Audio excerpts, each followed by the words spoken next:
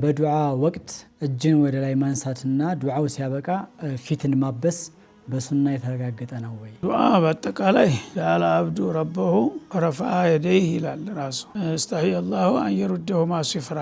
አጠቃላይ ነው። አንድ ባሪያ ሀጃ ኑሮ ጌታውን መለመን ፈልጎ እጁን ብድግ አድርጎ ያ ረቢ እንዲያርግልኝ ያ ረቢ እንዲያርግልኝ ብሎ ሲንሰፈሰፍ ያንን ባሪያ ዝም ብሎ ባዶውን እንዳላየ ሆኖ ሊተወው አይፈልግም። አላህ ያከብረዋል። ባሪያዬ እንደዚህ ተቸግሮ እየለመነኝ እንዴት ዝም እለዋለሁኝ ብሏል ይላል። ለእስቲጃባ እንደውም ምክንያት ሆነ ማለት ነው። እና በቃልም በተግባርም ማለት ነው። በመላሱም እየጠየቀ ነው፣ እጁም እየተቀለበለበ ነው። ባዶ እጅ ነው ያለሁት እዚህ ላይ ጠበርግበት እያለ ነው። ስለዚህ ያ ዱዓ ላይ በጥቅሉ እጅ ማንሳት ክልክል ነው የሚሉ አሉ። ይሄ ስህተት ነው። ግን ተፍሲል ይደረግ ነው የሚሉት አንዳንዶቹ።